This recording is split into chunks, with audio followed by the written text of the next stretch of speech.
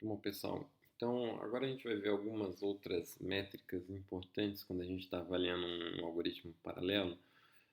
A primeira métrica que eu coloquei aqui é o custo, do inglês no cost, que a gente já viu, que nada mais é do que uma contagem do número de instruções que ficou disponível durante o tempo que foi executado um algoritmo paralelo, certo? Então, se você tem lá um T par NQ como sendo o tempo de execução do seu algoritmo paralelo em Q processadores para resolver uma instância de tamanho n, então o custo nada mais é do que, aqui na realidade aqui, que é o número de processadores que você teve disponível durante todo esse tempo, vezes o tempo que você ficou executando o seu algoritmo.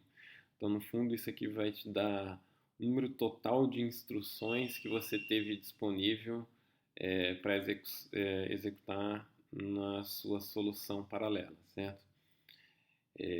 Bem, isso aqui é uma métrica que a gente tem utilizado até então. Uma outra métrica que é comum você encontrar quando você estiver lendo trabalhos sobre algoritmos paralelos é o que se chama trabalho, lá do inglês work, que é um número total de instruções efetivamente executadas, certo? Pelo seu algoritmo.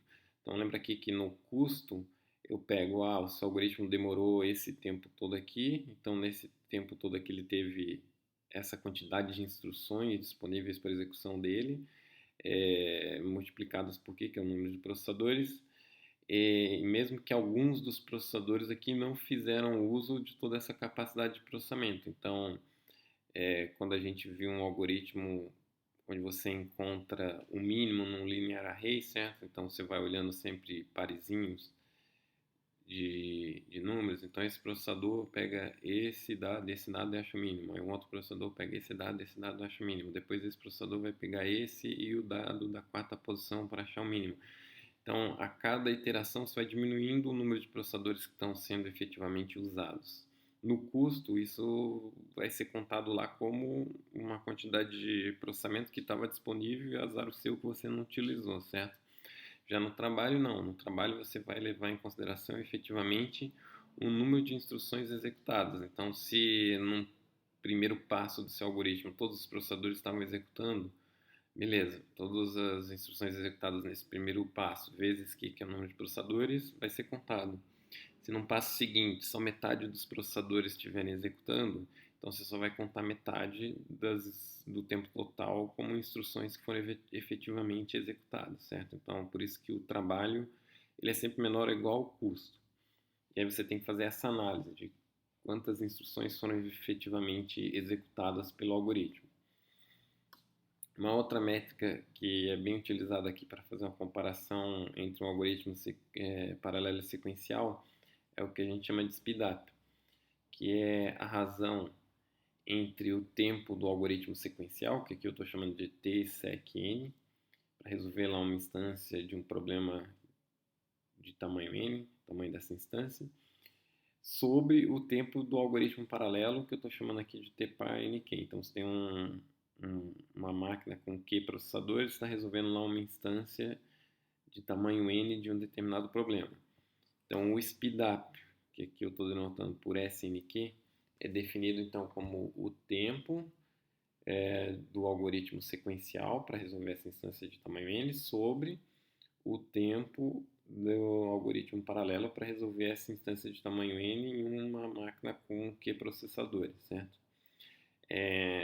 Um termo muito comum é você ouvir falar lá de speedup linear.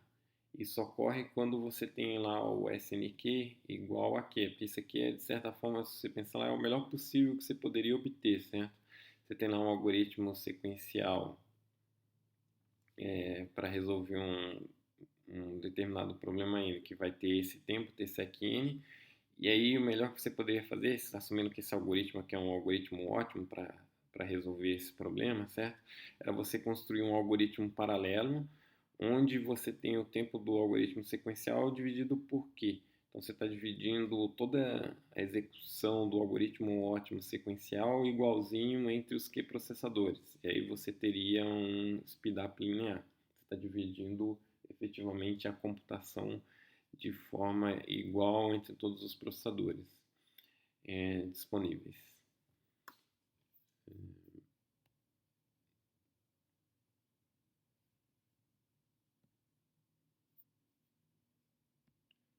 Deixa eu ver aqui. Tá, então, por que a princípio o melhor speedup que você pode obter é um speedup linear, certo? Com o valor Q? Porque vamos supor o seguinte: você tem um algoritmo paralelo super eficiente, ótimo para resolver o seu problema lá, e aí para se resolver instâncias de tamanho n desse problema, você gasta o tempo T par nq, considerando que você tem uma máquina com Q processadores, certo? É sempre possível você criar uma emulação desse algoritmo paralelo como um algoritmo sequencial. Você vai lá e cria um algoritmo sequencial que executa o que cada um dos Q processadores estão executando em paralelo, só que ele executa sequencialmente. E aí você vai ter um aumento no tempo de processamento aqui que é sempre proporcional a Q, porque como eu tenho Q processadores e agora eu tenho que executar o que está sendo executado em cada um dos Q processadores de forma sequencial, você vai multiplicar esse tempo aqui por um fator de Q, certo? Quando eu estou fazendo a emulação do algoritmo paralelo em uma máquina sequencial. Então, se você tiver um algoritmo super eficiente paralelo para resolver instâncias de tamanho n em uma máquina com processador Q, eu posso sempre fazer uma versão de um algoritmo sequencial que emula esse algoritmo paralelo e o tempo desse algoritmo sequencial vai ser da ordem de Q vezes o tempo do algoritmo paralelo, porque ele vai executar sequencialmente o que é executado por cada um dos Q processadores da sua máquina paralela. Então, o speedup que a gente teria aqui, considerando esses tempos aqui de execução, esse tempo aqui da máquina paralela e esse tempo aqui do algoritmo sequencial, vai dar exatamente alguma coisa que é da ordem de Q, certo? Então, tem lá um algoritmo sequencial que executa num tempo O de Q vezes T par de NQ sobre T par de NQ, então isso aqui vai ser uma coisa que é O de Q. Então, é meio que impossível você obter, a princípio, um speedup que seja maior do que Q. O melhor que você pode obter é Q. Como é que você vai obter uma coisa maior do que Q se eu sempre posso fazer uma emulação desse tipo aqui? Então fica a pergunta, será que é possível a gente obter um speedup que é super linear, onde eu vou ter um speedup que é maior do que Q?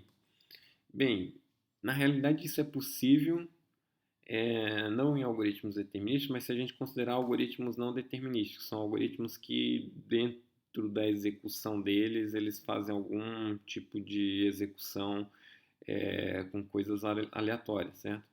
Então, suponha que você tem que resolver, aqui eu tenho um exemplo onde você tem que resolver um determinado problema, por exemplo, um problema de busca por uma solução, e para conseguir encontrar essa solução, você faz várias buscas em um processo aleatório, certo?